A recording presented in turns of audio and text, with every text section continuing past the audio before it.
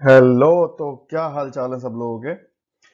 जैसा कि आज देख रहे हैं आप स्क्रीन पे, हमारा टॉपिक है comparison between new codes and previous laws. बहुत ही इंपॉर्टेंट ये टॉपिक है, जिसके बारे में हमेशा से बात हो रही है कि आपको क्या पढ़ना है, पुराने लॉज और नए कोड्स में से। तो मैंने आपको बताया है कि नए कोड्स जो हैं वो आपको पूरे पढ़ने हैं, साथ में आपको पुराने लॉज में से डिफरेंसेस पढ़ने हैं कि क्या डिफरेंस हैं। तो वही कंपैरिजन डिफरेंसेस इस आज के लेक्चर में है हमारे। लेकिन ये ध्यान रखें कि ऐसा नहीं है कि इसके बाद में हमें पुराने कोड्स और जो नए कोड्स हैं और पुराने लॉज हैं वो नहीं पढ़ने हैं। इसके बाद भी हमें नए कोड्स भी पढ़ने हैं जो सब्स्यूम्ड हैं, जो अंदर आ गए हैं नए कोड्स में, उनको स्पेशली उनके डिफरेंसेस पढ़ने हैं। और जो नहीं आए हैं, ठीक है, उनको इतना नहीं पढ़ना, लेकिन याद रखना है कौन से नहीं आए हैं। ठीक है, तो वो सारी चीजें इसमें भी कवर है। और वो फिर भी हम अलग से कोड्स फिर भी पढ़ेंगे, ध्यान रखें। अलग से गवर्नमेंट गैजेट से कोड यहाँ पे मैं भी पढ़ाऊंगा आपको, और आपको भी अलग से उनको पढ़ना है। जो लॉज सब्स्यूम्ड है उनमें डिफरेंसेस भी पढ़ने हैं। ठीक है, तो आज ये इंपॉर्टेंट टॉपिक हम पढ़ रहे हैं। और आज एनिवर्सरी हो गई है, 1 साल हो गया है इस चैनल को। मैंने 1 साल पहले इसकी शुरुआत करी थी, तब ओनली 30 सब्सक्राइबर्स थे मेरे। आज करीब 2600 के आसपास हैं। तो बहुत अच्छा लगता है देख के। देखिए, मैंने हमेशा से आपको बोला है, मेरे हर स्टूडेंट से बोला है कि आप शुरुआत कीजिए, डरिए मत। अभी भी क्वेश्चंस इस तरह के आते हैं, सर मुझे शुरू करना है, डर लग रहा है, ये हो रहा है, वो हो रहा है। देखिए, डरिए मत, शुरुआत कीजिए, सब होता जाएगा अपने आप। टेलीग्राम चैनल जिसके लिए मैं सोच रहा था बनाने के पहले उसको, कि इसको बनाऊं या ना बनाऊं, इसको ज्वाइन कौन करेगा, क्यों बनाऊं, मतलब मैं कंफ्यूज था कि बनाऊं या ना बनाऊं। आज उस पे अच्छा खासा लोग अपनी बातें करते हैं। जो बाहर जिन कोर्स की मारा मारी है वो वहां पे फ्री में अवेलेबल हो जाते हैं, या कभी बहुत नॉमिनल कॉस्ट पे अवेलेबल हो जाते हैं। खुद ही क्वेश्चन पूछ के खुद ही आंसर वहां पे मिल जाते हैं। बहुत ही अच्छा लगता है देख के कि जिस चीज को बनाने से पहले मैं सोच रहा था, आज वो इतना अच्छा वर्क कर रही है। क्वेश्चन आंसर के रूप में, मटेरियल के रूप में, कोई भी प्रॉब्लम हो वहां पे सोल्व हो जाती है मेरे करने से पहले ही। ठीक है, तो आपका काम है शुरुआत करना, जैसे मैंने की थी 1 साल पहले। और फिर आपको पीछे मुड़ के नहीं देखना है। कोई भी टारगेट बड़ा नहीं है। जब पिछले वीडियो में मैंने बोला कि 90 क्वेश्चंस आप करिए, या 90 के आसपास आप नंबर लाइए, तो बहुत सारे कमेंट आए कि सर मेरी आंखें फट गई, सर ये हो गया, वो हो गया, यूपीएससी ये कैसे होगा। 1.25 साल आपको दे चुका है एग्जाम। ठीक है, अब आपके पास कोई बहाना नहीं है। 1.25 साल किसी एग्जाम में नहीं मिलता है। ठीक है, 1.25 साल यहाँ पे आपको वो दे चुका है। दूसरी बात, जो 51 क्वेश्चंस हैं वो एप्टीट्यूड पार्ट के हैं, जो पूरे में से पूरे बच्चे करते हैं और नंबर लाते हैं। ठीक है, maths, English, reasoning, general science, computer. तो ये आपको ध्यान रखना है कि बिल्कुल वो मैं कोई बहुत बड़ी बात नहीं कर रहा। ठीक है, वैसा आपको करना है। और 1.25 साल आपको दे चुका है, अब आपने उसका यूज किस तरीके से किया है वो आपके ऊपर है। लेकिन वो आपको इतना टाइम दे चुका है कि ज्यादा कुछ आपसे नहीं मांग रहा है। ठीक है, और जो जो मिलने वाली चीजें उनके हिसाब से तो कुछ भी नहीं है। चलिए, आज हम अपने टॉपिक पे आते हैं। फिर से वही है, आप शुरुआत कीजिए और रुकिए मत। अगर आप रुकते नहीं हैं तो 2 महीने भी बहुत टाइम है। आपको बिल्कुल इसको 6 महीने बना देना है, और इसको बिल्कुल फोड़ डालना है। ठीक है, आज देखते हैं हमारा टॉपिक जो है comparison between new codes and previous laws. तो सबसे पहले तो हम देखते हैं उन एक्ट्स को जो सब्स्यूम्ड हो गए हैं, जो अंदर आ गए हैं, जो हमारे कोड्स हैं उनमें। ठीक है, तो कौन कौन से लिए गए हैं। देखिए, कोड ऑन वेजेस में जो लिया गया है वो है पेमेंट ऑफ वेजेस एक्ट 1936। ठीक है, यहाँ पे 1 आएगा। Payment of wages act 1936, minimum wages act 1948, payment of bonus act 1965, equal remuneration act 1976। तो ये 4 कोड जो हैं वो इसमें सब्स्यूम्ड किए गए हैं। ठीक है, नेक्स्ट है हमारा occupational safety, health and working conditions code. ये ही सबसे बड़ा कोड है जिसमें सबसे ज्यादा जो पुराने लॉज हैं, एक्ट्स हैं, उनको कंसिडर किया गया है। अब ये हमको याद रखना है कि नहीं रखना है, बिल्कुल याद रखना है। बिल्कुल आपसे 100% इस तरह का क्वेश्चन आ सकता है कि इनमें से कौन से एक्ट हैं जो नए कोर्ट्स में हैं या नहीं है। ठीक है, तो दोनों ही चीजें हमको याद रखनी है। तो देखिए, फैक्ट्रीज एक्ट 1948 इसमें है, mines act 1952, dock workers act 1986, safety, health and welfare, building and other construction work regular of employment and condition of service act 1996, plantation labour act 1951, contract labour act 1970, interstate migrant workman regulation of employment and conditions of service act 1979, working journalist and other newspaper employees conditions of service and miscellaneous provision act 1955, working journalist act 1958, motor transport workers act 1961, sales promotion employees act 1976, beedi and cigar workers act 1966 and cine workers and cinema theatre workers regulation of employment act 1981। ठीक है, तो सारे beedi cigar, cine worker, motor transport, plantation, interstate migrant workman, dock worker, mines, factories act सब इसमें लिया गया है, क्योंकि ये देखिए इसका नाम ही बड़ा है, आप इसे ध्यान रखिए, जिसका नाम सबसे बड़ा है उसमें सबसे ज्यादा कोड्स को लिया गया है। Occupation safety health and working conditions code है, ठीक है, इसलिए इसमें सबसे ज्यादा लिए गए हैं। इंडस्ट्रियल रिलेशंस कोड 2019, ये सबसे छोटा, मतलब दिखने में लग रहा है कि सबसे छोटा ये कोड है जिसमें सबसे कम लिए गए हैं। Industrial dispute act 1947, industrial employment या इसको कहें स्टैंडिंग ऑर्डर एक्ट 1946 और ट्रेड यूनियंस 1926, ठीक है, जो सबसे पुराना हमारा एक्ट था। तो ये disputes 1947, standing order 1946 and trade union 1926, ये तीन इसमें लिए गए हैं। लेकिन ये सबसे छोटा होने के साथ साथ, मतलब सबसे कम इसमें प्रीवियस लॉज लिए गए, लेकिन ये ध्यान रखें सबसे इंपॉर्टेंट एक्ट है, ठीक है, क्योंकि जितनी भी हमारी ये डिसाइड होगा कि स्ट्राइक कब कर सकते हैं, नहीं कर सकते, एम्प्लॉयर एम्प्लॉय का रिलेशन क्या होना चाहिए, जो हम मेन जो हमारा टॉपिक है इंडस्ट्रियल रिलेशन या जिसको कहें एम्प्लॉयर एम्प्लॉय रिलेशन, वो इसी से डिफाइन होता है। ठीक है, कब आप क्या कर सकते हैं, क्या आप नहीं कर सकते, किस चीज का आपको स्टैंडिंग ऑर्डर लगा के बताना है, किसका नहीं बताना है। ठीक है, तो ये बहुत सबसे इंपॉर्टेंट अगर कोड पूछा जाए तो यही है, और सबसे कम एक्ट इसमें पुराने लिए गए हैं। ठीक है, देखते हैं हमारा चौथा जो है कोड ऑन सोशल सिक्योरिटी 2019, इसमें क्या क्या लिया गया है। ध्यान रखें, जो जिस ऑर्गेनाइजेशन के लिए आप तैयारी कर रहे हो, ईपीएफओ, तो जो प्रोविडेंट फंड है वो किस में लिया गया है, प्रोविडेंट फंड भी आपका लिया गया है कोड ऑन सोशल सिक्योरिटी में। ठीक है, तो ये ध्यान रखना है आपको। Employees provident fund and miscellaneous provision act 1952, employ state insurance act 1948, employees compensation act 1923, employment exchanges act 1959, maternity benefit 1961।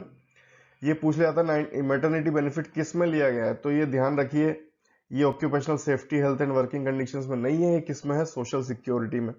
Social security के जितने मेजर्स हैं, प्रोविडेंट फंड खुद एक सोशल सिक्योरिटी का मेजर है, जिसकी आप तैयारी कर रहे हो, जिस ऑर्गेनाइजेशन की, तो वो बेसिकली खुद एक सोशल सिक्योरिटी प्रोवाइड कराने के लिए एक मेजर है, तो ये आपको ध्यान रखना है। सोशल सिक्योरिटी के जितने मेजर हैं वो कोड ऑन सोशल सिक्योरिटी में आएंगे।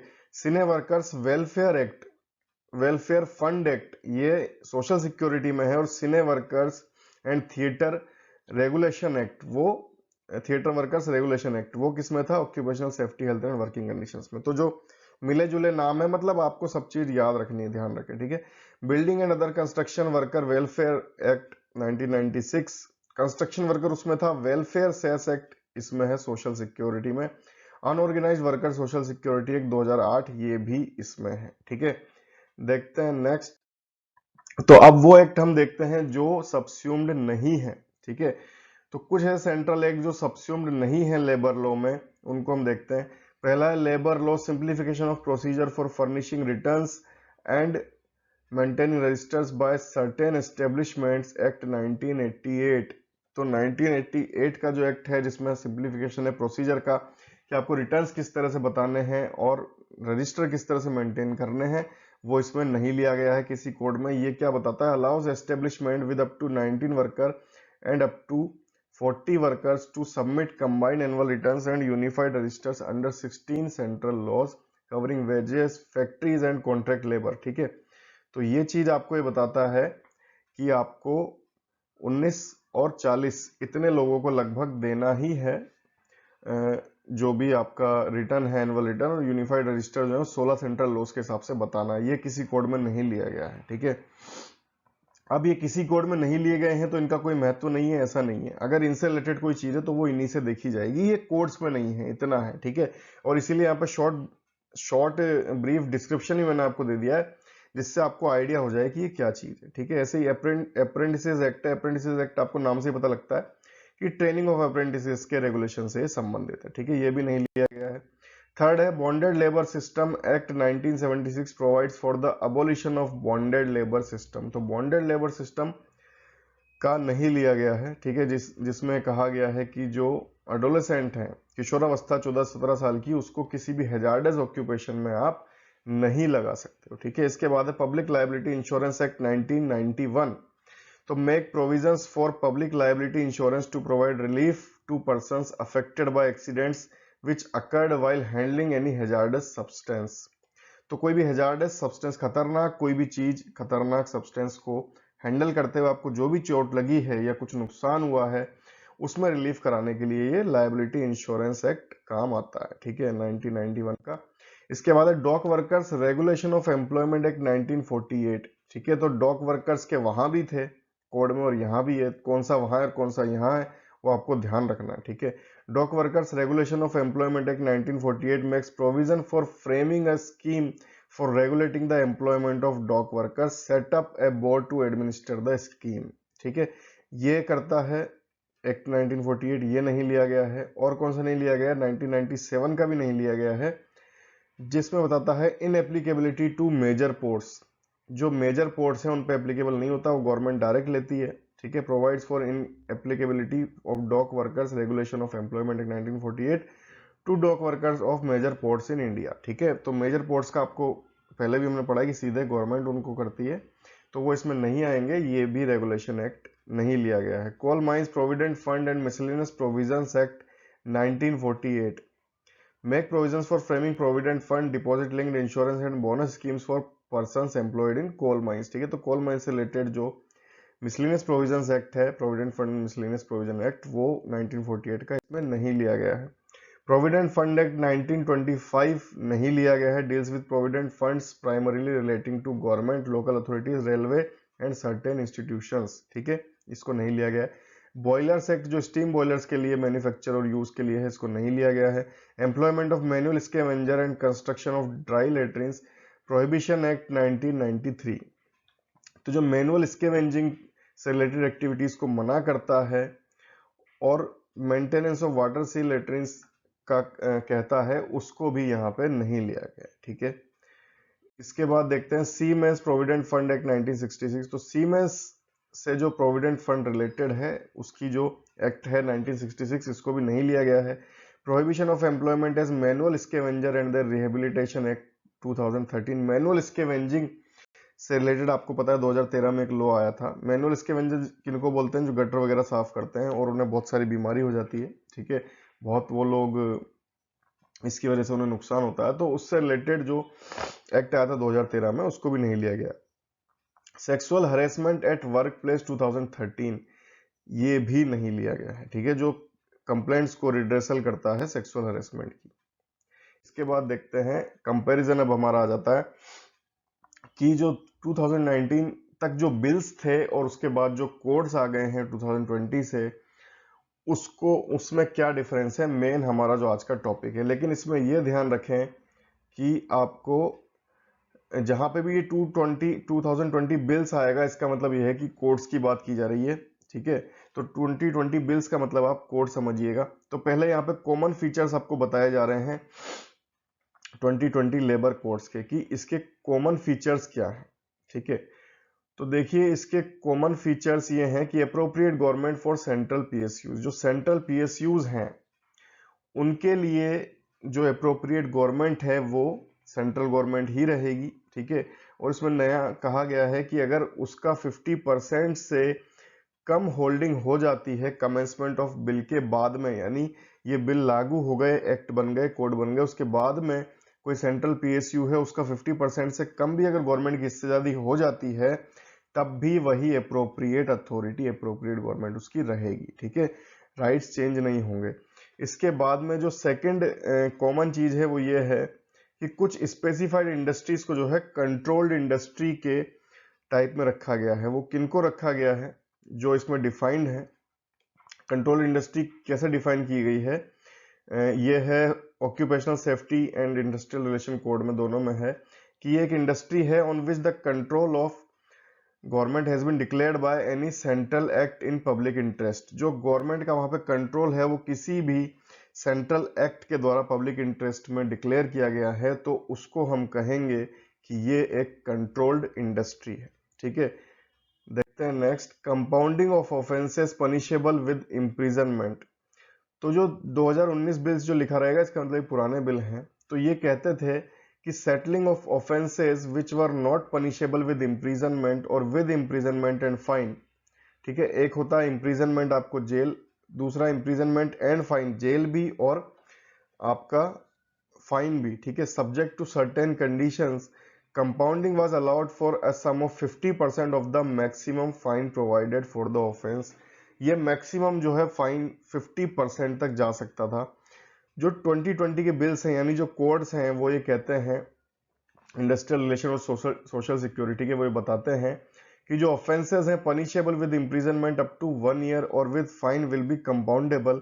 For offences with fine compounding is allowed for a sum of 50% of the maximum fine. ठीक है, तो जैसा पहले कहा गया था कि sum of 50% of the maximum fine तक ये जा सकता है, कंपाउंडिंग अलाउड है यानी दोनों चीजें हो सकती हैं, आपको जेल भी हो सकती है और जेल के साथ में फाइन हो वो भी हो सकता है, और 50% तक जा सकता है।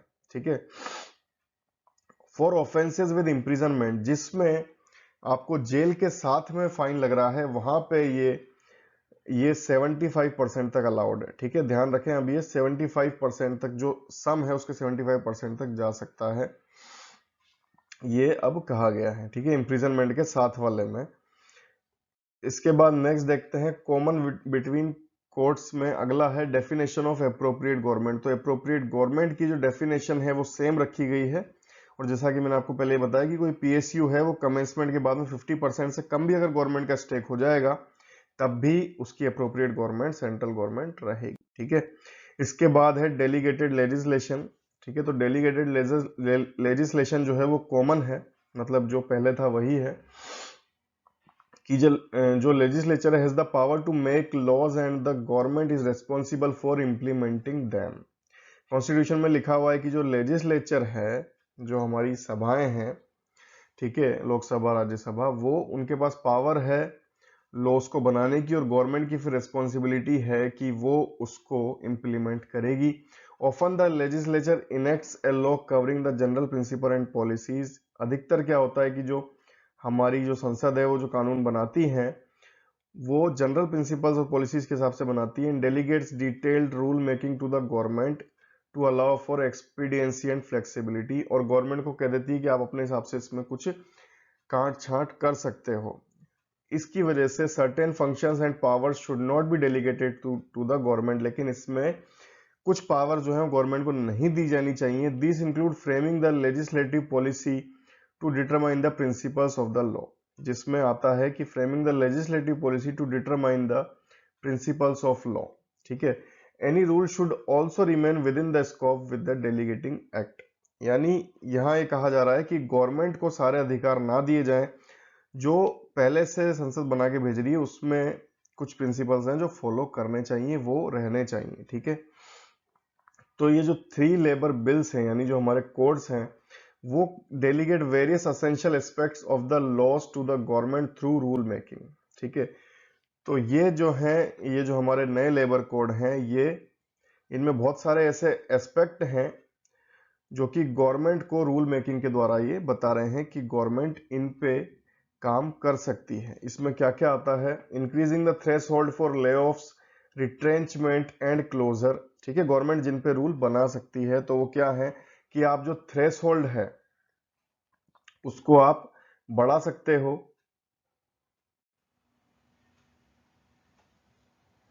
लेऑफ्स, रिट्रेंचमेंट और क्लोजर के लिए जो थ्रेशोल्ड है उसको बढ़ाया जा सकता है। Setting threshold for applicability of different social security schemes to establishments. जो डिफरेंट सोशल सिक्योरिटी स्कीम्स हैं वो किस एस्टेब्लिशमेंट पे एप्लीकेबल होंगी, किस पे नहीं होंगी, किस पे लागू होंगी, किस पे नहीं होंगी, उसके लिए आप थ्रेशोल्ड को जो है सेट कर सकते हो, यानी उसकी लिमिट आप डिसाइड कर सकते हो। Specifying safety standards and working conditions to be provided. जो सेफ्टी स्टैंडर्ड और वर्किंग कंडीशंस प्रोवाइड करानी है under the occupational safety code, ये डिसाइड कर सकते हो। तो ये असेंशियल एस्पेक्ट्स हैं जो बताए गए हैं रूल मेकिंग अथॉरिटीज के द्वारा जो कोड आए हैं। ठीक है, संसद से, उसके में कहा गया है कि ये एसेंशियल एस्पेक्ट हैं, इनमें ज़्यादा छेड़छाड़ ना की जाए, अगर जरूरत पड़े तो आप कर सकते हो लेकिन ज़्यादा छेड़छाड़ इसमें ना की जाए, ये एसेंशियल एस्पेक्ट्स हैं। ठीक है, तो एसेंशियल एस्पेक्ट्स क्या हैं? ले ऑफ, रिट्रेंचमेंट, क्लोजर की threshold, applicability of social security schemes की threshold, standard and working conditions कैसी होनी चाहिए। ठीक है, तो ये भी आपको ध्यान रखना है कि क्या एसेंशियल एस्पेक्ट्स हैं इन कोड्स के। पावर टू एग्जेम्प्ट एस्टेब्लिशमेंट्स, ठीक है, तो पावर टू एग्जेम्प्ट एस्टेब्लिशमेंट्स ये किसके पास था?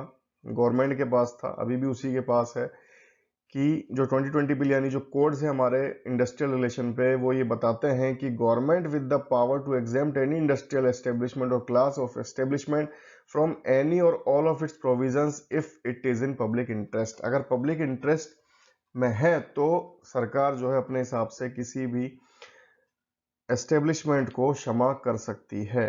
अब पब्लिक इंटरेस्ट के नाम पे कुछ भी किया जा सकता है, कुल मिला के मतलब ये है, क्योंकि पब्लिक इंटरेस्ट तो क्या है वो पब्लिक को खुद पता नहीं होता, तो इसलिए यहाँ पे गवर्नमेंट को पावर दी गई है। तो 2020 bill on occupational safety also gives appropriate government the power to exempt any establishment for a period to be specified in notification. ठीक है, 2020 बिल जो है ऑक्यूपेशनल सेफ्टी का, वो ये भी कहता है कि जो अप्रोप्रिएट गवर्नमेंट है उसके पास पावर है to exempt any establishment for a period to be specified in the notification. जो नोटिफिकेशन में स्पेसिफाइड पीरियड है उसमें माफी देने के लिए उसके पास अधिकार है। ठीक है, मैं जितना हो सके आपको हिंदी में एक्सप्लेन कर रहा हूं, लेकिन इसमें मैंने फिर पहले से आपसे कहा है कि 2 महीने के लिए लैंग्वेज छोड़ दीजिए, जिस लैंग्वेज में आपको जो मिलता है आप लेके चलिए, क्योंकि एग्जाम आपका दोनों लैंग्वेज में आएगा, वहां पे आपको जिसमें समझ में आया आप कर लेना। ठीक है, लेकिन हिंदी में हम इसकी पीडीएफ बना के एक्सप्लेन कर पाए, ठीक है, उसकी बजाय आप जितना हो सके यहाँ से इसको समझिए। ठीक है, तो further it enables the state government to exempt any factory from its provision in the interest of creating more economic activity and employment. ये स्टेट गवर्नमेंट को भी पावर देता है कि वो भी अपने अधिकार क्षेत्र में जो आती हैं उनको क्षमा कर सकती है, ज्यादा इकोनॉमिक एक्टिविटी हो, एम्प्लॉयमेंट हो, उसके लिए। फैक्ट्रीज एक्ट 1948 यहाँ पे क्या कहता था वो जानना इंपॉर्टेंट है। Permitted exemptions from its provisions only in cases of public emergency and limited such exemption to 3 months। Factories act 1948 में ये कहा गया कि ये जो एग्जेम्पशंस हैं वो बहुत ही पब्लिक इमरजेंसी में ही दिए जाएं और फिर भी 3 मंथ से ज्यादा नहीं दिए जाएं। ठीक है, इसलिए the central and state government है wide description in providing exemption from these bills. ठीक है, लेकिन अब क्या है कि वो पब्लिक इंटरेस्ट के नाम पे कैसे भी दिया जा सकता है। Every factory would generate employment and public interest could be interpreted broadly. जो मैंने आपसे बोला कि बता के कि भाई पब्लिक इंटरेस्ट में है, कुछ भी किया जा सकता है, अपने नियर्स एंड डियर्स को फायदा पहुंचाया जा सकता है। ठीक है, the exemptions could cover a wide range of provisions including those related to hours of work, safety standard, retrenchment process, collective bargaining rights and contract labor। और ये जो एग्जेम्पशंस है इसमें बहुत बड़ी रेंज है, hours of work आ सकता है, safety standard, retrenchment, collective bargaining, contract labour, सब कुछ आ सकता है। तो अब जो है ज्यादा अधिकार हैं सरकारों के पास फैक्ट्रीज एक्ट की तुलना में कि वो पब्लिक इंटरेस्ट बोल के कुछ भी वहां पे क्षमा कर सकती हैं, अपने जानने वालों को फायदा पहुंचा सकती है। ठीक है, certain workers not covered under the bills. अभी जो कोड है हमारे, इनमें कौन से वर्कर्स हैं जो कवर नहीं है। ठीक है, the bill on industrial relation applies to all establishments with separate threshold for lay offs, retrenchment and closure and for requirement of standing orders. Industrial relation जो हमारा सबसे इंपॉर्टेंट कोड है, इसमें मैंने आपको पहले भी एक वीडियो में बताया था कि स्टैंडिंग ऑर्डर अब जो है 300 उसकी लिमिट कर दी है कि 300 होगा तभी कुछ बताना है। ले ऑफ के लिए भी 300 कर दिए कि ले ऑफ का मतलब आपको पता है, रिट्रेंचमेंट, ले ऑफ कभी भी बंद कर सकते हैं कंपनी बिना बोले। 300 के ऊपर आपको बोलने की जरूरत, 300 के नीचे आपको बोलने की जरूरत नहीं है। ठीक है, तो ये सब अब किया गया है। On the other hand the bills on social security and occupational safety continue to apply to establishments over a certain size.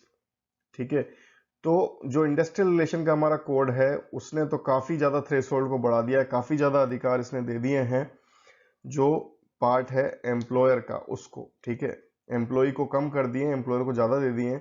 लेकिन जो ऑक्यूपेशनल सेफ्टी बिल है उसमें 10 या 10 से ज्यादा जो सोशल वर्कर्स हैं उन पे अप्लाई होता है। ठीक है, प्रोविडेंट फंड, पेंशन वगैरह। Further bills on industrial relation and occupational safety allow governments to exempt any establishment from their in public interest. ठीक है, तो ये from their prohibition in public interest. तो ये जो कोड्स हैं, ये इंडस्ट्रियल रिलेशन कोड मैंने आपको बताया बहुत ज्यादा वाइड इसका एक्सपेक्ट हो गया है। ऑक्यूपेशनल सेफ्टी जो है वो अभी भी कवर कर रहा है छोटे ऑर्गेनाइजेशंस को, जिसमें 10 और 20 का क्या आपको पता है पावर कहा जाता है कि अगर पावर नहीं है तो 20 और पावर यूज हो रही है तो 10। लेकिन फिर भी बोला गया है कि जो बिल्स हैं वो गवर्नमेंट के हाथ में, जो हमने पहले बात की कि एग्जेम्प्ट गवर्नमेंट कर सकती है, अपने हिसाब से इसको कर सकती है, ज्यादा कम पे लागू कर सकती है। ठीक है, next the bill on occupational safety makes changes to the size of the threshold for factories from 10 workers to 20 workers if power is used and 20 to 40 if power is not use. जो मैं आपको बता रहा था कि जो power के हिसाब से होता है, तो पावर का मतलब इलेक्ट्रिसिटी या कोई भी मैकेनिज्म, मैकेनिक पावर अगर कोई यूज हो रही है, मशीन्स हैं, तो 10 वर्कर पे लागू हो जाता था, अब उसको 20 कर दिया गया है। अगर पावर यूज नहीं हो रही है तो 20 वर्कर पे हो जाता था, अब उसको 40 कर दिया गया है। यानी फिर से यहाँ पे जो थ्रेशोल्ड है, जो लिमिट है, वो बढ़ाई गई है। यानी कि फिर से एम्प्लॉयर के पास ज्यादा अधिकार है। अगर उसके पास 20 से नीचे है पावर यूज में और 40 से नीचे है पावर नॉट यूज्ड में, तो उसको कुछ बताने की, कुछ भी स्टैंडर्ड मेंटेन करने की जरूरत ही नहीं है। वो अपने हिसाब से चला सकता है, मन करे जब निकाल सकता है बिना कारण बताए, मन करे जब सैलरी रोक दे, स्टैंडिंग ऑर्डर ना बताए, कुछ भी कर सकता है। ठीक है, further it increases the threshold of applicability of provisions regulating use of contract labor from 20 workers to 50 workers। फिर से इसने जो threshold applicability of provisions regulating use of contract labour के जो यूज हैं उसके लिए जो रेगुलेटिंग प्रोविजंस थे वो भी 20 वर्कर से बढ़ा के 50 वर्कर कर दिए। यानी 50 वर्कर से कम है तो आप कुछ भी कर सकते हो कॉन्ट्रैक्ट लेबर का जो एस्पेक्ट है उसमें। For unorganised sector establishment which fall outside the purview of labor laws, the National Commission for Enterprises in the unorganised sector NCEUS, इसको आप ध्यान रखें, national commission for enterprises in the unorganised sector made several recommendations to address the social security and minimum conditions of work for both agricultural and non agricultural workers and suggested two bills, one for each sector. Not economic survey estimates that almost 93% of total workforce is informal। तो economic survey 2018-19 ने बताया था कि जो 93% हमारे देश का workforce है वो इनफॉर्मल है, जिसको हम अनऑर्गेनाइज कहते हैं। यानी गवर्नमेंट या जिन पे गवर्नमेंट की जानकारी में है वो सिर्फ 7% है, 93% जो है वो इनफॉर्मल है। इसीलिए जो national commission of for enterprise and unorganised sector है NCEUS, उसने बहुत सारे रिकमेंडेशंस भेजे थे ताकि जो है मिनिमम कंडीशंस ऑफ वर्क को एग्रीकल्चर नॉन एग्रीकल्चर वर्कर्स को इन बिल्स में, कोर्स में डाला जाए। ठीक है, अब क्या डाला गया या क्या नहीं डाला गया वो हम देखते हैं। पहला हमारा कोड आ रहा है इंडस्ट्रियल रिलेशंस 2020। फिर से मैं आपको बता दूं, हमको गवर्नमेंट गजट से थोरोली इसको अलग से पढ़ना है। यहाँ पे इसका ब्रीफ है, इंपॉर्टेंट पॉइंट्स हैं। ठीक है, अलग से भी हमको पूरा भी पढ़ना है क्योंकि ये वो चीजें हैं जहां से हमसे कुछ भी पूछा जा सकता है। ठीक है, देखिए, द अप्रोप्रिएट गवर्नमेंट में एग्जेम्प्ट एनी इंडस्ट्रियल एस्टेब्लिशमेंट और class of establishment from the provision of the code in public interest. पहली ही बात क्या है, अप्रोप्रिएट गवर्नमेंट जो है क्षमा कर सकती है, जो हम इतनी देर से सुन रहे हैं, क्षमा किया जा सकता है गवर्नमेंट के द्वारा किसी भी एस्टेब्लिशमेंट को अपने हिसाब से। एप्लीकेबिलिटी ऑफ स्टैंडिंग ऑर्डर जो मैंने आपको बताया 300 वर्कर होंगे तो लागू होगी, उसके नीचे आप बनाओ मत बनाओ कुछ भी करो कोई फर्क नहीं पड़ता। These matters led to classification of workers, manner of informing workers about work hours, holidays, pay days, wage rates, termination of employment, grievance redressal mechanism for workers। ये सब चीजें जो स्टैंडिंग ऑर्डर के अंतर्गत आती हैं, आपको बताना है कि आपके वर्क आवर्स कितने, हॉलीडेज कितने, पे डेज कितने, वेज रेट्स क्या है, टर्मिनेशन किया जा रहा है क्यों किया जा रहा है, ग्रीवेंस रिड्रेसल मैकेनिज्म होना चाहिए। ये सब की थ्रेशोल्ड 300 अप कर दी गई है, 100 से बढ़ा के 300 तक आपको ये सब कुछ करने की जरूरत नहीं है। Powers to central government to revise the threshold, फिर से सेंट्रल गवर्नमेंट के पास पावर है, वो इस थ्रेशोल्ड को रिवाइज भी कर सकती है। ठीक है, कहीं उसका हो कि पब्लिक इंटरेस्ट है तो 200 में भी लगा सकती है, कहीं वो कहे कि चलो कोई दिक्कत नहीं 400 वाले को भी छोड़ सकती है। ठीक है, the 2020 bill removes this provision that the central government may make the provisions related to the standing order applicable to establishment with less than 100 workers through a notification। यानी जो हमारे कोड्स हैं उनमें ये हटा दिया गया है कि 100 वर्कर से नीचे कोई नोटिफिकेशन निकाल के सेंट्रल गवर्नमेंट कह सकती थी कि यहाँ भी आपको स्टैंडिंग ऑर्डर बताने हैं, वो अब गवर्नमेंट नहीं कर सकती है। ठीक है, ध्यान रखें, इंपॉर्टेंट कन्वर्जन है ये, इंपॉर्टेंट यहाँ पे पॉइंट है कि अब गवर्नमेंट के पास अधिकार नहीं है कि लेस देन 100 वर्कर में वो नोटिफिकेशन निकाल के भी नहीं बता सकती है कि यहाँ पे स्टैंडिंग ऑर्डर लगेंगे। पूरा अधिकार एम्प्लॉयर के पास है, टाटा अंबानी के पास है। ठीक है, देखते हैं next, change in employee strength. The 2020 bill यानी जो हमारे कोड्स हैं वो रिमूव करते हैं earlier requirement that once an establishment is covered under the provisions related to standing orders, these provisions will continue to apply even if its employee strength reduces below the threshold 100 workers at any time thereafter। तो पहले की जो requirement थी कि अगर एक बार आप standing order के एक्ट के अंतर्गत आ गए, उसके बाद में आपके 100 वर्कर से नीचे भी हो जाते हैं तो फिर आप पे वो लागू ही रहेगा। यहाँ पे कोर्ट्स ने इसको हटा दिया। ठीक है, ध्यान रखें, ये भी इंपॉर्टेंट है कि अब जरूरी नहीं है कि आप एक बार आ गए तो आप उसमें ही रहेंगे। अगर 100 वर्कर से नीचे आपका ऑर्गेनाइजेशन छोटा हो जाता है तो आप वहां से हट जाएंगे। ठीक है, उस जो लॉ है उससे आप बाहर हो जाएंगे, यानी आप अपने हिसाब से फिर करें या ना करें आपके ऊपर है। Closure, lay off and retrenchment. ठीक है, इसके लिए क्या है, प्रायर परमिशन ऑफ गवर्नमेंट। जो 2020 बिलियन हमारे कोर्ट्स हैं वो कहते हैं कि prior permission will be required for establishment with at least 300 workers, earlier it was 100 workers. जो मैं आपको बता रहा था, 300 वर्कर से ज्यादा अगर आपके हैं तो ही आपको गवर्नमेंट से परमिशन लेने की जरूरत है क्लोजर, ले ऑफ या रिट्रेंचमेंट कुछ भी करने से पहले।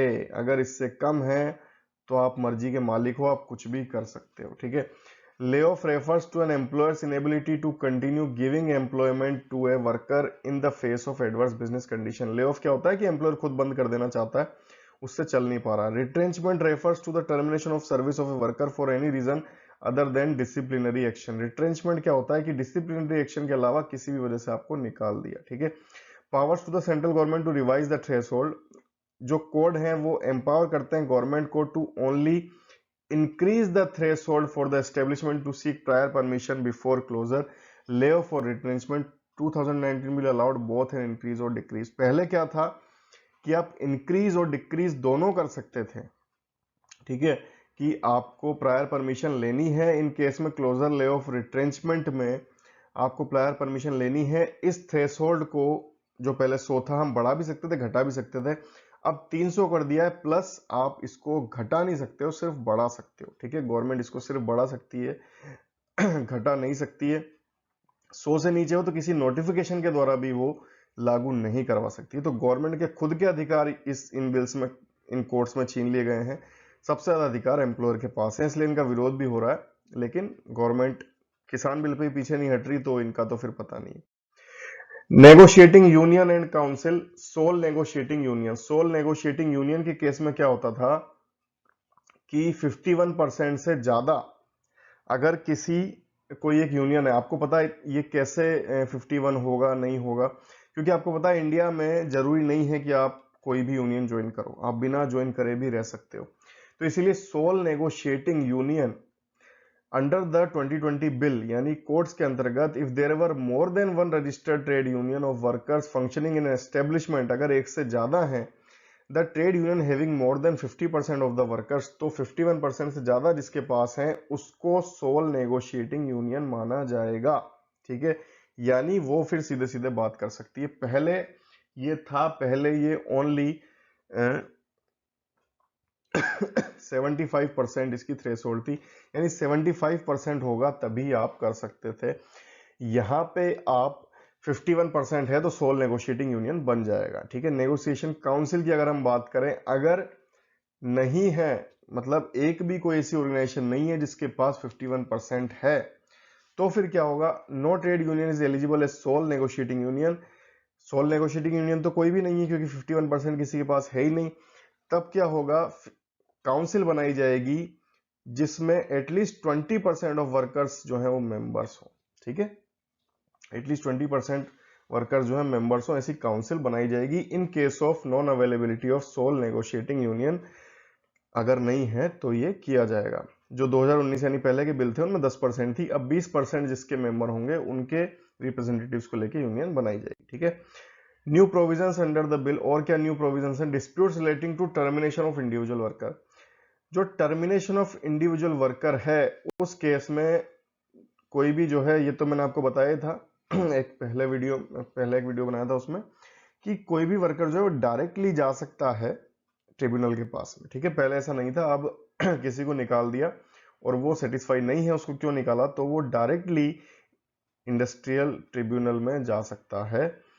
और 45 days after the application of for the conciliation of dispute was made, उसने डिस्प्यूट रेज किया, कंसाइलेशन हो गया उसका, उसके 45 दिन के बाद में वो अप्लाई कर सकता है, ठीक है।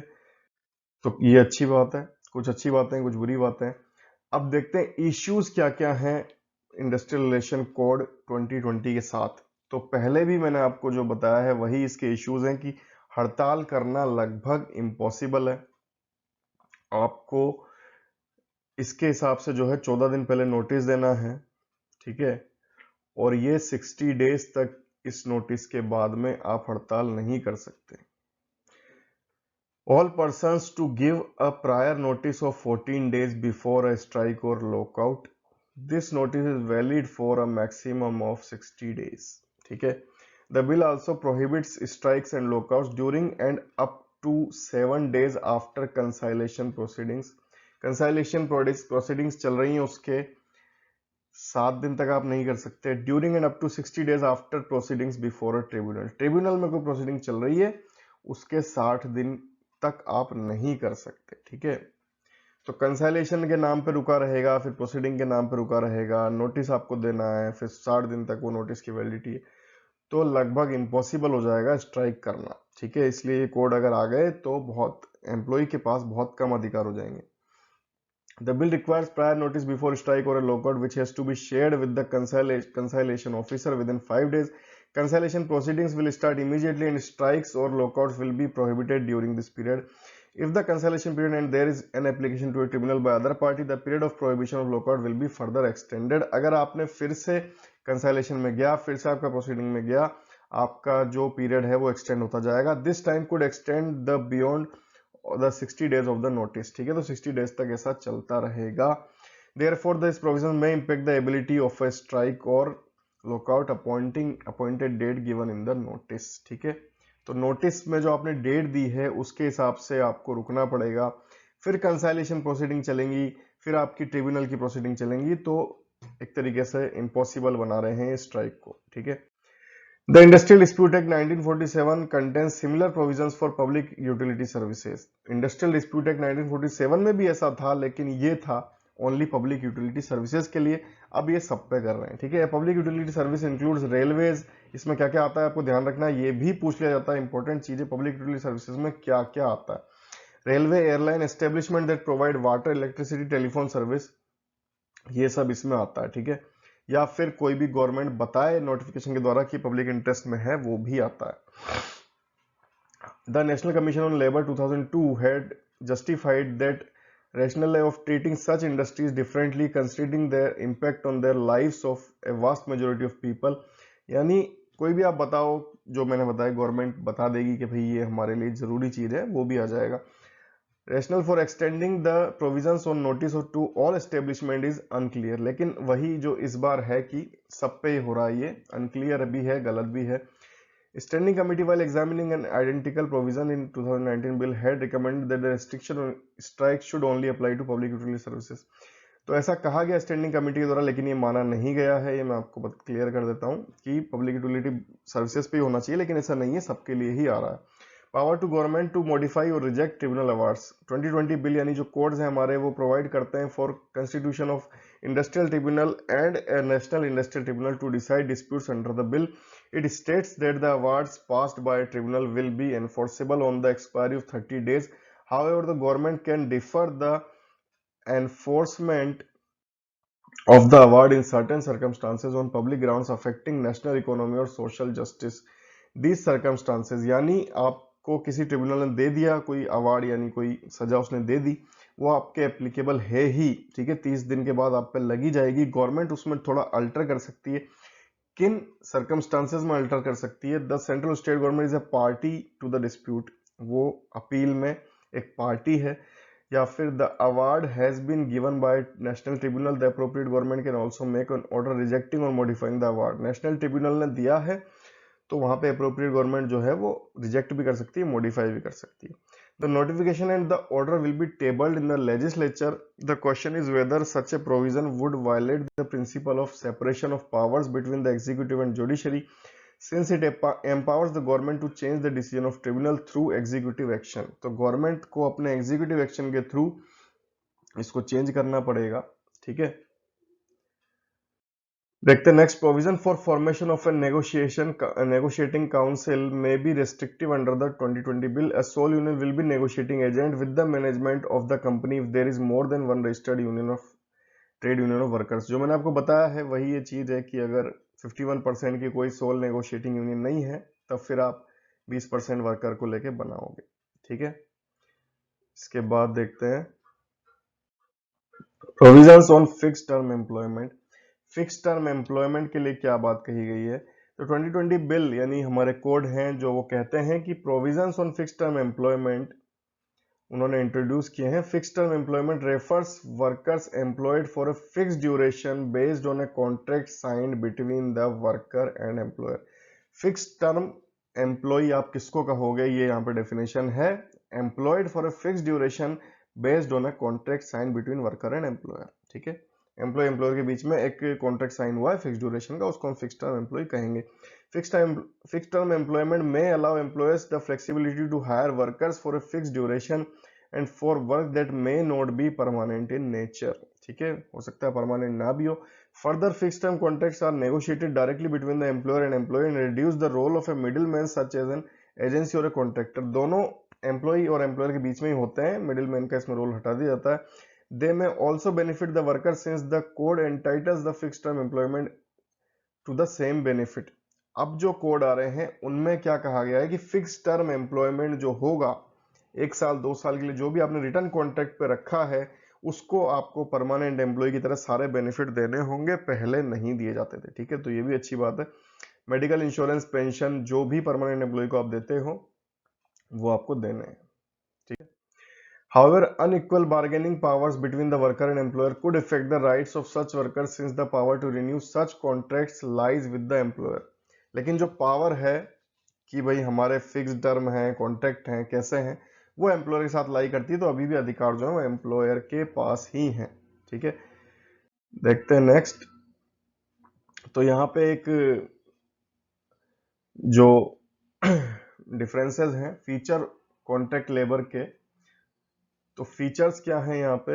Fix term employee, permanent employee या कॉन्ट्रैक्ट लेबर। ये कॉन्ट्रैक्ट लेबर यहाँ पे कट कर दो आप, ये ओनली फीचर है।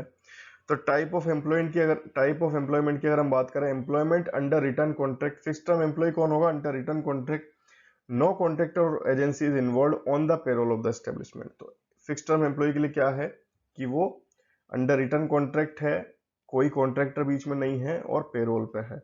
परमानेंट एम्प्लॉय तो रिटर्न कॉन्ट्रैक्ट पे है ही, पेरोल पे है ही, परमानेंट एम्प्लॉय की तो कोई बात ही नहीं है। कॉन्ट्रैक्ट लेबर क्या है? Engaged in an establishment through an contractor और एजेंसी। कॉन्ट्रैक्ट लेबर क्या है? एक कॉन्ट्रैक्टर या एजेंसी के थ्रू आया है और पेरोल पे नहीं है, ठीक है। टर्म की अगर हम बात करें तो फिक्स टर्म एम्प्लॉय की जो है फिक्स टर्म होती है। Employment lapses on completion of term unless renewed. अगर रिन्यू नहीं किया जाता है तो जब वो टर्म खत्म हो जाता है तो उसका चला जाता है। No notice is required to be given for retrenchment. Retrenchment के लिए यहाँ पे कोई नोटिस देने की जरूरत नहीं है। रिट्रेंचमेंट आपको बताया था, बिना डिसिप्लिनरी एक्शन के अलावा आपको किसी भी रीजन से निकाला जा रहा है उसको रिट्रेंचमेंट बोलते हैं। यहाँ पे फिक्स टर्म एम्प्लॉय के केस में नोटिस देने की जरूरत एम्प्लॉयर को नहीं है, ठीक है। परमानेंट एम्प्लॉय की बात करें, employed on a permanent basis, तो ये क्या होगा? परमानेंट बेसिस पे है। Notice has to be given for termination of employment, आपको नोटिस देना ही है, ठीक है। इसके बाद देखते हैं based on terms negotiated with the contractor. तो ये किस आधार पे लगा है? जो कॉन्ट्रैक्टर के साथ, कॉन्ट्रैक्ट लेबर तो जो कॉन्ट्रैक्टर के साथ टर्म्स है उन्हीं पे लगा हुआ है। नेचर ऑफ वर्क जो है वो यहाँ पे फिक्स टर्म एम्प्लॉय का स्पेसिफाइड नहीं है। परमानेंट एम्प्लॉय जो है हायर्ड फॉर रूटीन वर्क है, रूटीन वर्क नीचे छुप गया है। ये रूटीन वर्क के लिए हायर किए गए, सिंपल सी बात है, जो परमानेंट एम्प्लॉय होगा रूटीन वर्क के लिए हायर किया जाएगा। और जो कॉन्ट्रैक्ट लेबर है वो एम्प्लॉयमेंट प्रोहिबिटेड केसेस जो हैं उनको छोड़ के, यानी हैजार्डस है या फिर जहां भी कुछ दिक्कत वाला काम है उसको छोड़ के कहीं भी लगाया जा सकता है। ध्यान रखें, कॉन्ट्रैक्ट लेबर का एम्प्लॉयमेंट कोई फिक्स नहीं है, जो प्रोहिबिटेड एरियाज है उनको छोड़ के कहीं भी लगाया जा सकता है। ठीक है, अब बात करते हैं नेक्स्ट कोड की। सोशल सिक्योरिटी का ये कोड है और इसमें बताया गया है, थ्रेशोल्ड वगैरह आपको पहले ही सब बताए हैं। ठीक है, इसके बाद क्या है कि जो पुराने बिल थे, the government could notify schemes for unorganised sector such age home based and self employed workers, gig workers and platform workers. ये पहले भी किया जा सकता था, अब इनको डायरेक्टली इंक्लूड कर लिया गया है, गिग वर्कर और प्लेटफॉर्म वर्कर को। तो गिग वर्कर आप किसको बोलते हो? Refers to workers outside the traditional employer employee relationship. Employer employee relationship जो ट्रेडिशनल चला आ रहा है, यानी एक संस्था होगी उसमें एम्प्लॉयर होगा एम्प्लॉय होगा, उसके अलावा आज कितने सारे लोग काम कर रहे हैं, जैसे स्विगी, जोमेटो की डिलीवरी करने आते हैं, ओला उबेर में कार चलाते हैं, बहुत सारे लोग हैं जो डायरेक्ट जो ट्रेडिशनल रिलेशनशिप है उसमें नहीं है, वो सब किस में आएंगे? गिग वर्कर में। Platform workers are those who access organisations और individuals through an online platform and provide services और solve specific problems. Platform workers में भी कौन लोग आएंगे? जो ऑनलाइन प्लेटफॉर्म के थ्रू जुड़े हुए हैं, जो मैंने आपको बताया स्विगी, जोमेटो, ओला उबेर। ठीक है, गिग वर्कर्स भी, गिग वर्कर्स प्लेटफॉर्म वर्कर्स कई जगह ओवरलैप करते हैं। ठीक है, गिग वर्कर्स जो है वो ट्रेडिशनल एम्प्लॉयर एम्प्लॉय रिलेशनशिप में नहीं आते, तो वो बहुत सारे हो सकते हैं। ठीक है, रेडी पटरी वाले हो सकते हैं, जो भी अनऑर्गेनाइज आपके वर्कर हैं, सिनेमा वाले हो सकते हैं, कोई भी इसमें आ सकते हैं। ठीक है, लेकिन प्लेटफॉर्म वर्कर्स के लिए स्पेसिफिक है, ऑनलाइन प्लेटफॉर्म से कनेक्टेड होना चाहिए। तो 2020 बिल यानी कोड्स हैं, उन्होंने ये चेंजेस किए हैं इसमें कि social security funds for unorganised workers, gig workers and platform workers. 2019 bill ने एम्पावर किया central government to set up social security funds for unorganised workers, gig workers and platform workers. ये इंपॉर्टेंट चीज है कि जो नए कोड्स हैं उनमें गवर्नमेंट को एम्पावर किया गया है to set up social security fund for them. ये जो अनऑर्गेनाइज्ड वर्कर्स हैं, गिग वर्कर्स हैं, प्लेटफॉर्म वर्कर्स हैं, इनके लिए सोशल सिक्योरिटी फंड गवर्नमेंट बना सकती है। The 2020 bill states that the central government will set up such a fund. Further, state governments will also set up and administer separate social security funds for unorganized workers. The 2020 bill also makes provisions for registration of all three categories of workers: unorganized workers, gig workers and platform workers. इन तीनों के लिए वो provisions बना सकते हैं, social security fund बना सकते हैं। National social security for gig workers and platform workers, मैंने आपको बताया कि यहाँ पे जो नए कोड हैं उनमें इनको इंक्लूड किया गया है और इनके लिए काम किया जा सकता है। ठीक है, किस किस को काम करने के लिए बोला गया है यहाँ पे दिया गया है, देखते हैं। Role of aggregators, 2020 bill clarifies that schemes for gig workers and platform workers may be funded through a combination of contributions from central government, state government and aggregators. तो रोल ऑफ एग्रीगेटर्स यहाँ पे है कि जो भी आप fund बनाओगे इनके लिए वो state government, central government, aggregators तीनों मिलके बना सकते हैं। ठीक है, for this purpose the bill specify list of aggregators in schedule 7। तो एग्रीगेटर की लिस्ट कहाँ है? शेड्यूल 7 में है, ध्यान रखना आपको। These mentioned 9 categories include ride sharing services, food and grocery delivery services, content and media services and e-marketplace। इनसे रिलेटेड कोई सा भी हो सकता है, शेड्यूल 7 में है, वो एग्रीगेटर स्टेट गवर्नमेंट और सेंट्रल गवर्नमेंट तीनों मिलके बना सकते हैं। डेफिनेशन में क्या क्या चेंजेस हैं? डेफिनेशन में चेंजेस प्लेटफॉर्म वर्कर्स की बताई गई, गिग वर्कर्स की बताई गई है। ठीक है, कंस्ट्रक्शन वर्कर की बताई गई है, तो ये सब थोड़े से चेंजेस हैं। Term of eligibility of gratuity, पहले जो बिल थे उनमें gratuity was payable on the termination of employment if the employee has been in organisation for at least 5 years. ठीक है, the 2020 bill reduces the gratuity period from 5 years to 3 years for working journalist. तो जो 2019 के bill थे, यानी पहले की जो बिल थे, वो ये कहते थे कि ग्रेचुइटी पेएबल है टर्मिनेशन ऑफ एम्प्लॉयमेंट, जब एम्प्लॉयमेंट खत्म होगा 5 साल अगर एटलीस्ट उसने काम किया है। लेकिन अभी के जो कोर्स हैं वो इस 5 साल को 3 साल कर रहे हैं फॉर वर्किंग जर्नलिस्ट। ध्यान रखें, एक ही कैटेगरी के लिए है, वर्किंग जर्नलिस्ट के लिए 5 साल से 3 साल इसको किया गया है। 3 साल बाद आपको एम्प्लॉयमेंट जो उसका ग्रेचुइटी है वो आपको देना होगा। ठीक है, ये वर्किंग जर्नलिस्ट कैटेगरी क्या है ये आपको उसमें कोड में देखना पड़ेगा। Provisions on appeals, assessment and offences and penalties. Appeals के लिए क्या है, पुराने जो बिल थे उसमें इंक्वायरी के लिए जिनको अथॉरिटी दी गई थी वहां पे अभी देखिए क्या किया गया है। Disputes regarding the applicability of provisions of provident fund and employee state insurance to certain establishment, ESI से रिलेटेड, प्रोविडेंट फंड से रिलेटेड आप अपील कर सकते थे। Any aggrieved party could file for a review of the order 2020 bills removes the provisions for such review. जो courts है हमारे उन्होंने रिव्यू का जो प्रोविजन है उसको हटा दिया है। ठीक है, कोई भी एग्रीड पार्टी एक रिव्यू फाइल कर सकती थी, यहाँ पे इस रिव्यू के जो प्रोविजन है उसको हटा दिया गया। Determination of escaped amounts under the 2019 bill after passing orders the authorised officer could within 5 years or the order reopen any case and pass further orders to redetermine the amounts from the employer he had reason to believe that certain amounts had escaped। 2020 bill removes this provision। तो पहले क्या था कि पहले के bills में ये ध्यान रखें जो रिमूव कर दिए गए हैं बहुत इंपॉर्टेंट है, पहले वाला भी और ये भी। रिव्यू का प्रोविजन हटा दिया गया। सेकंड में क्या है, एस्केप्ड अमाउंट्स के लिए जो अथॉरिटी थी, जो भी ऑफिसर था वो 5 साल के अंदर केस जो रीओपन कर सकता था और फिर से अमाउंट मांग सकता था अगर उसको लगता था कि ये चुराया गया है या फिर उसको कॉन्फिडेंस है उस चीज में, कुछ भी उसको लगता है तो वो रीओपन कर सकता था। 2020 कोर्ट्स ने इसको हटा दिया है। ठीक है, offences and penalties. 2020 bill changes the penalties for certain offences. जो पेनल्टीज हैं वो चेंज की गई हैं। ठीक है, क्या चेंज की गई हैं, जो इम्प्रिजनमेंट है वो 1 साल से 6 महीने कर दिया गया है, लेकिन जो फाइन है वो 50,000 तक रखा गया है। Composition of boards for unorganised workers. The bill expands the representation of central government officials in the national security board for unorganised workers from 5 members to 10 members.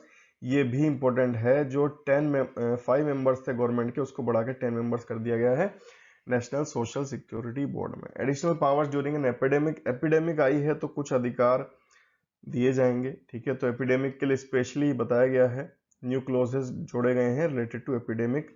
Epidemic में आप ज्यादा कम कर सकते हो वर्किंग आवर्स को, अपनी चीजों में चेंजेस कर सकते हो पर्टिकुलर एस्टेब्लिशमेंट्स के लिए। ठीक है, देखते हैं next. First the bill continues to retain the threshold base on the size of the establishment. तो ये वही बात है जो मैंने आपको पहले बताई है। ठीक है, देखते हैं next. Provisions on gig workers and platform workers are unclear. यहाँ पे जो मैंने आपको बताया था कि जो गिग वर्कर प्लेटफॉर्म वर्कर हैं तो ये ओवरलैप कर जाते हैं, क्योंकि गिग वर्कर के लिए इतनी सी डेफिनेशन है कि ट्रेडिशनल एम्प्लॉयर एम्प्लॉय रिलेशनशिप में जो नहीं आएगा। ठीक है, प्लेटफॉर्म के लिए भी जो प्लेटफॉर्म के थ्रू काम करेगा ऑनलाइन प्लेटफॉर्म, तो यहाँ पे इन दोनों के लिए ये ओवरलैप कर जाते हैं और इनके लिए जो प्रोविजंस हैं वो अनक्लियर है। ठीक है, An unorganized worker is defined as one who works in an unorganized sector and includes workers not covered by the Industrial Disputes Act 1947। तो पहले तो ये था कि अनऑर्गेनाइज वर्कर है जो भी इंडस्ट्रियल डिस्प्यूट एक्ट 1947 के अंदर कवर नहीं है वो अनऑर्गेनाइज कहा जाएगा, लेकिन अभी अलग अलग डेफिनेशन कर दी गई है, gig worker, platform worker, unorganised worker, और वो क्लियर नहीं है। ठीक है, लेकिन क्लियर नहीं है इसका मतलब ये नहीं क्वेश्चन नहीं आएगा, इसीलिए इसको इंक्लूड किया गया है कि आपसे क्वेश्चन आएगा तो जो जितना बताया गया है उसी हिसाब से आपको आंसर देना। गिग वर्कर क्या होता है, जो ट्रेडिशनल एम्प्लॉयर एम्प्लॉय रिलेशनशिप के अंतर्गत नहीं आता है। प्लेटफॉर्म वर्कर जो प्लेटफॉर्म ऑनलाइन प्लेटफॉर्म के थ्रू काम करता है। Provisions on gratuity. तो ग्रेचुइटी के लिए आपको बताया है कि जो 5 साल का था उसको घटा के फिक्स टर्म एम्प्लॉयमेंट को भी आपको देना पड़ेगा प्रोरेटा बेसिस, यानी जितना टाइम उसने किया है proportional to fix term period, जो फिक्स टर्म पीरियड उसने काम किया उस हिसाब से आपको देना पड़ेगा, जैसे आप परमानेंट एम्प्लॉय को देते हो। ऑक्यूपेशनल सेफ्टी कोड हम देखते हैं, तो यहाँ पे जो है स्टेट गवर्नमेंट को एम्पावर किया गया है to exempt any new factory from provisions of the code in order to create more economic activity and employment. ठीक है, तो यहाँ पे स्टेट गवर्नमेंट को एम्पावर किया गया है कि वो इकोनॉमिक एक्टिविटी एम्प्लॉयमेंट के लिए कर सकती है, जो हमने सबसे पहले पढ़ा था। इसके बाद वही सब चीजें जो विद पावर विदाउट पावर जो चेंजेस किए गए हैं 10 से 20 और 20 से 40, ठीक है। ये सब आप पहले भी पढ़ चुके हो नटशेल में, और अब ये कोड के हिसाब से आपके पास आ रहा है। तो ये भी आपने पढ़ा है कि 50 और मोर वर्कर हो, ठीक है, तो कॉन्ट्रैक्ट वर्कर वाले जो प्रोविजन है वो अप्लाई होंगे। और कोर एक्टिविटीज में normal functioning of establishment ordinarily done through contractor, the activities are such that they don't require full time workers, ठीक है। तो जो कॉन्ट्रैक्ट लेबर हैं उनको कोर एक्टिविटीज में एम्प्लॉय करने में 2020 बिल यानी हमारे कोड है मना करते हैं, ठीक है। तो ये इंपॉर्टेंट है कि कॉन्ट्रैक्ट लेबर को कहाँ मना करते हैं, जो कोड्स हैं हमारे वो कोर एक्टिविटीज मना करते हैं, एक्सेप्ट यानी अगर नॉर्मल फंक्शनिंग आपकी हेम्पर हो रही है, एक्टिविटीज में फुल टाइम वर्कर नहीं लगाए जाते हैं तो आप करवा सकते हो, या फिर एक सडन इंक्रीज हो जाए वॉल्यूम वर्क में एपिडेमिक की वजह से तो आप करवा सकते हो, वरना कॉन्ट्रैक्ट लेबर को आपको कोर एक्टिविटीज में नहीं लगाना है, ठीक है। Appropriate government will decide whether an activity of the establishment is core activity और नॉट। और ये लास्ट में सारे अधिकार किसके पास आ जाते हैं, गवर्नमेंट के पास। कोई है कि नहीं है वो डिसाइड कौन करेगा, गवर्नमेंट, ठीक है। The bill allows the appropriate government to exempt contractors from the provisions of the bill in case of emergency. Emergency में आप चाहे जो करवा सकते हो। Building or other construction work under the 2000 construction worker employing 10 or more workers work considered as building or other construction worker. 2020 bill removes this condition. पहले construction worker में 10 या उससे ज्यादा कंस्ट्रक्शन वर्कर होंगे तभी उसको कंस्ट्रक्शन वर्क में लिया जाएगा। कोर्ट्स ने इस कंडीशन को हटा दिया है, ठीक है। वर्किंग आवर्स की अगर हम बात करें तो डेली वर्किंग आवर्स की लिमिट जो है वो 8 आवर्स पर डे पे फिक्स की गई है, ठीक है। Employment of women 2020 bill provides that women will be entitled to employed in all establishment all types of work under the bill, ठीक है। सारे ऑर्गेनाइजेशन में काम कर सकती हैं। हैजार्डस और डेंजरस ऑपरेशंस हो वहां पे जो गवर्नमेंट में require the employ to provide adequate safeguards. अगर ऐसी जगह पे काम कर रही है हैजार्डस खतरनाक जगह पे तो आपको एडिक्वेट सेफगार्ड्स देने पड़ेंगे। पहले ये था कि ऐसी जगह पे वुमेन को लगाया नहीं जा सकता, अब कहीं भी लगाया जा सकता है, ठीक है। उसके बाद डेफिनेशन है कौन कौन से लिए जाएंगे। तो जो लिमिट थी 15,000 से बढ़ा के उसको 18,000 कर दिया गया है, ठीक है।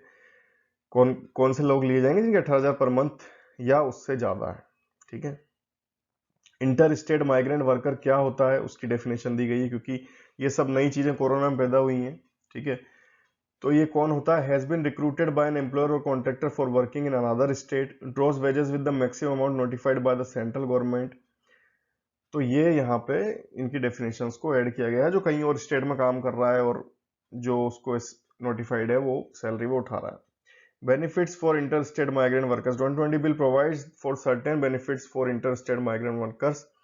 This include option to avail the benefits for public distribution in the native state और स्टेट ऑफ एम्प्लॉयमेंट। कहीं भी वो एम्प्लॉयमेंट का उठा सकता है, जैसे one nation one ration card scheme आ रही है, तो वो इसीलिए कि कहीं भी आप जो इंटरस्टेट माइग्रेंट वर्कर है वो उसका लाभ उठा सकते, ठीक है। Availability of benefits available under the building and other construction sales fund in the state of employment, insurance and provident fund benefits available to other workers in the same establishment. Displacement allowance भी आपको देना पड़ेगा equivalent to 50% of monthly wages interested migrant workers के लिए। कहीं पे आप उसको भेज रहे हो तो आपको 50% ऑफ मंथली वेजेस आपको एज अ डिस्प्लेसमेंट अलाउंस देना होगा। 2020 बिल ने इस प्रोविजन को हटा दिया है, ठीक है। डाटाबेस आपको एक तैयार करना होगा, एक पोर्टल बनाना होगा, ठीक है। पोर्टल बन रहा है इसके लिए। इंटरेस्टेड माइग्रेंट वर्कर जो आपको बताया होगा, जैसे स्विगी वगैरह के लिए पोर्टल है, उसी तरह इंटरेस्टेड माइग्रेंट वर्कर के लिए भी पोर्टल बनेगा। सोशल सिक्योरिटी फंड आएगा जिसमें एग्रीगेटर भी कर सकता है, ये आपको पहले ही बताया है, ठीक है। सिविल कोर्ट को मना कर दिया गया है from hearing matters under the code. Code के अंतर्गत जो आते हैं वो ट्रिब्यूनल ही सुनेगा, सिविल कोर्ट नहीं सुनेंगे, ठीक है। 13 जो ये हेल्थ और सेफ्टी लॉज हैं इनमें जो भी बातें होंगी वो कोर्ट्स को मना कर दिया गया है इन कोड के अंतर्गत। अब हमारा लास्टली एक डिफरेंस है कि अगर हम बात करें जनरल प्रोविजन क्या है और स्पेसिफिक प्रोविजन क्या है, ठीक है। तो ड्यूटीज ऑफ एम्प्लॉयर को लेके जनरल प्रोविजन है कि duties include providing a safe workplace, issuing appointment letter and complying with the provision of the code. और specific provision factory, mine, docks वगैरह के लिए क्या है, मस्ट प्रोवाइड, यहाँ पे कराना ही है इंटरस्टेट माइग्रेंट वर्कर के लिए, ये सब आपको कराना है, ठीक है। सूटेबल कंडीशन, ESI की सुविधाएं, माइंस में आपको कोई भी दिक्कत होती है तो कोई भी दिक्कत है या फिर सेफ एनवायरनमेंट प्रोवाइड कराना है, उसके लिए ओनर और एजेंट दोनों जिम्मेदार हैं। तो ये स्पेसिफिक प्रोविजन बेसिकली वो हैं जो ऐड किए गए हैं 2020 कोड्स के द्वारा, तो आपको ध्यान रखना है। कंडीशंस एंड वेलफेयर फैसिलिटीज के लिए to be notified by central government, ठीक है। दीज में इंक्लूड बाथिंग। और यहाँ पे जो स्पेसिफिक प्रोविजंस है उसमें फैक्ट्रीज, माइंस, प्लांटेशन,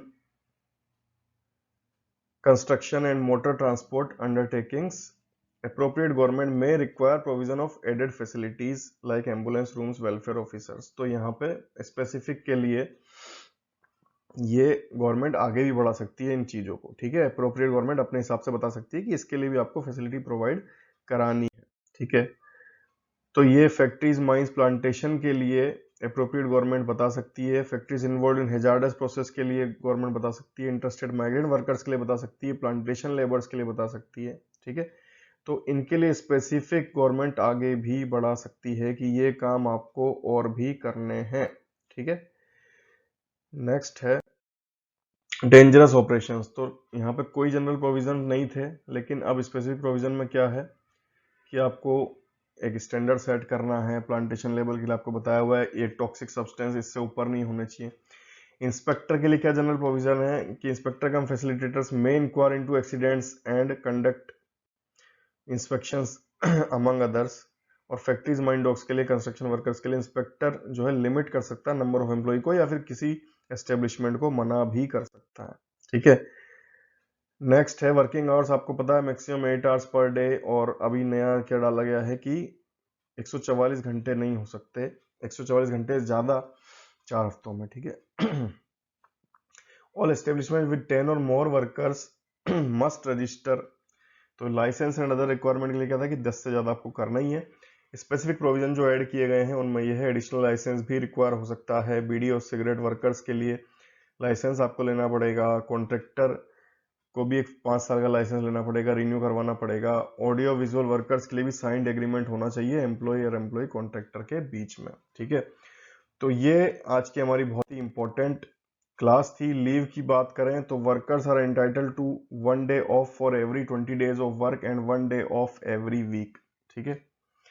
तो बहुत ही ज्यादा कोई इंपॉर्टेंट ऑर्गेनाइजेशन है वहां पे 20 दिन में तो आपको एक छुट्टी देनी ही पड़ेगी, और नॉर्मली आपको 1 डे ऑफ पर वीक देना है।